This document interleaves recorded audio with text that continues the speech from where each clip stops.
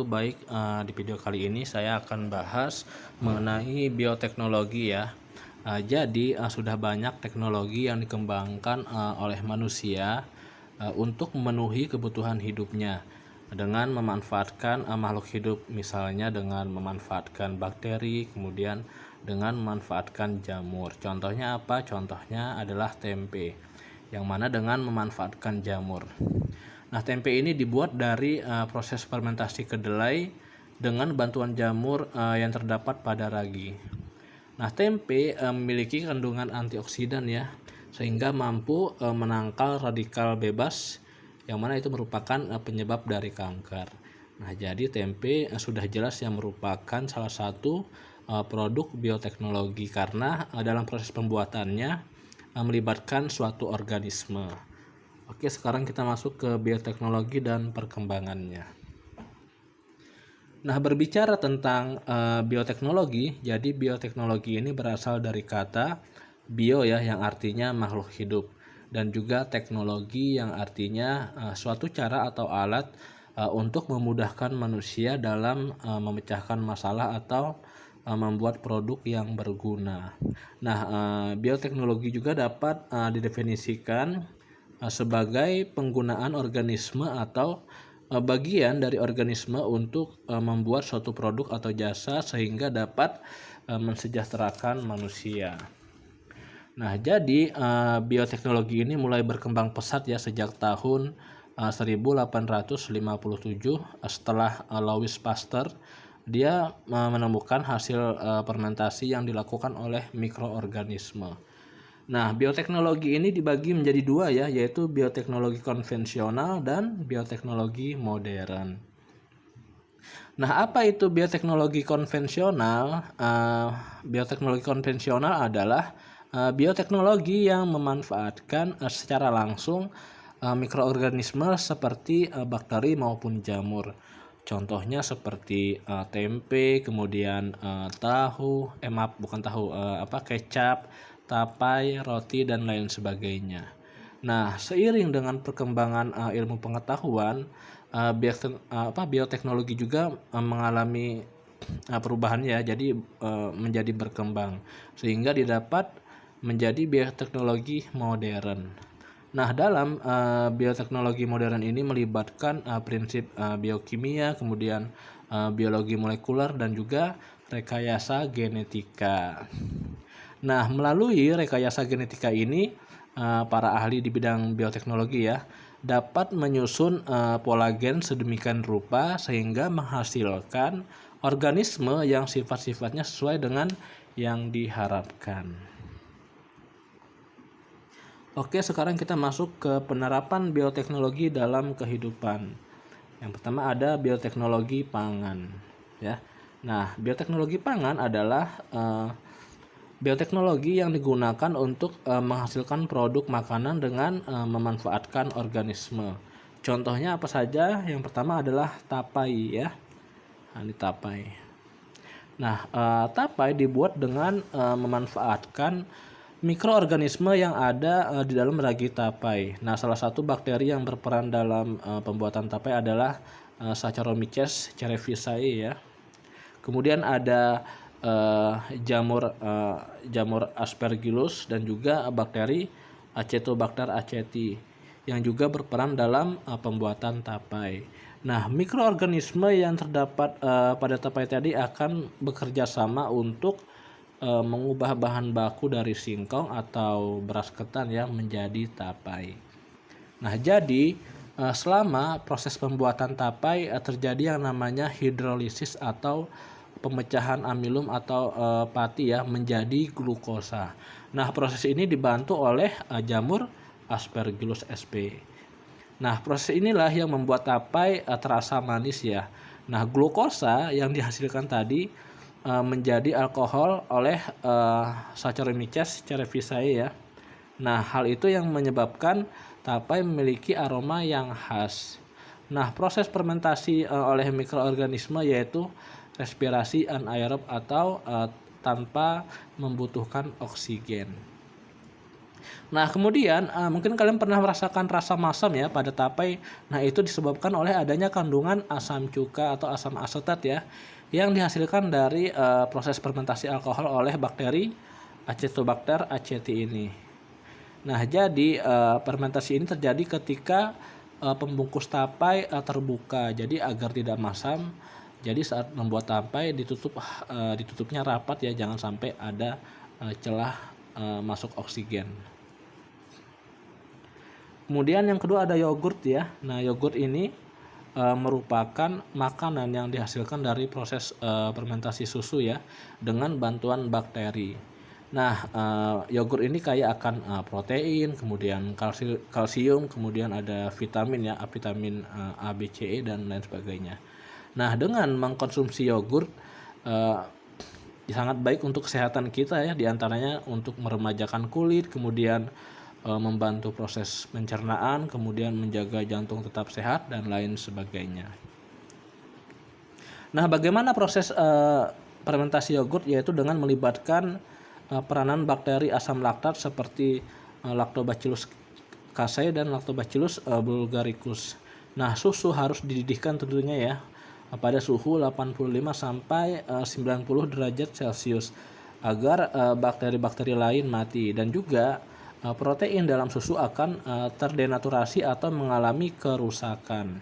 Nah, bakteri asam laktat mampu mengubah laktosa yang tergantung dalam susu tadi menjadi asam laktat. Nah, asam laktat inilah yang menyebabkan rasa masam pada yogurt. Nah, karena asam laktat ini pH-nya menjadi turun sehingga menyebabkan denaturasi atau kerusakan ya. Akibatnya protein kasein menjadi tidak stabil dan mengalami yang namanya pengendapan. Nah, proses tersebutlah yang menyebabkan yogurt memiliki tekstur yang kental. Jadi kira-kira seperti itu ya. Oke, sekarang kita masuk ke keju. Nah, keju ini merupakan makanan yang dihasilkan dari proses koagulasi atau pengentalan protein kasein susu. Nah, jadi selama proses pembuatan susu biasanya dibuat dalam kondisi asam dan juga ditambahkan dengan rennet ya.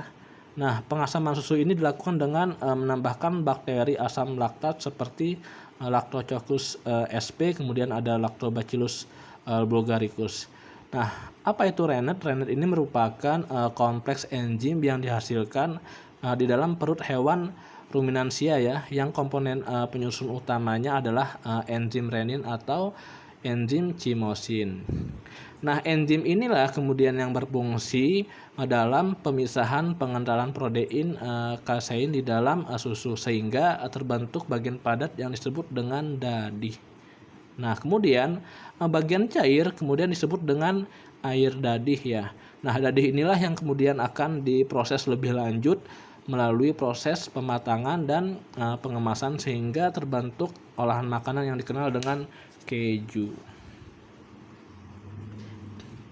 Nah, kemudian ini minuman beralkohol ya, jadi kita tidak boleh mengkonsumsinya ya, terutama sebagai orang muslim.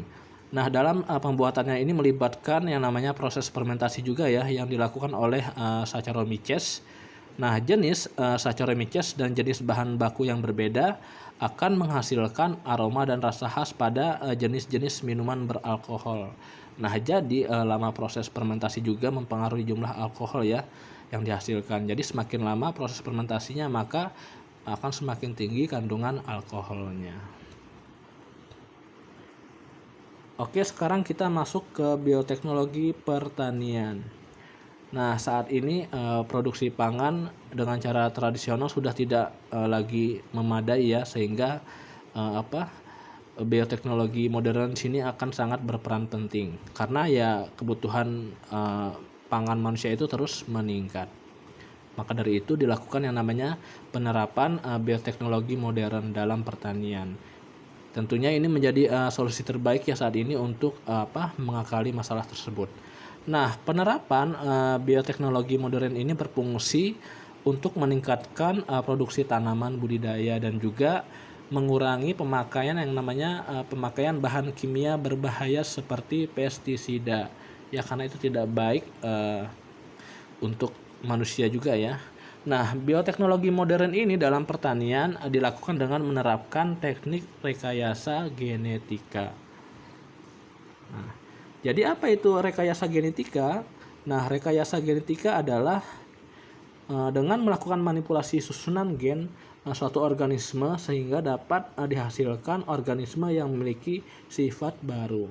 Nah, tanaman yang susunan gennya telah dimanipulasi disebut dengan tanaman transgenik ya. Contohnya yang sudah dikembangkan ada jagung, kemudian ada padi, kedelai dan lain sebagainya.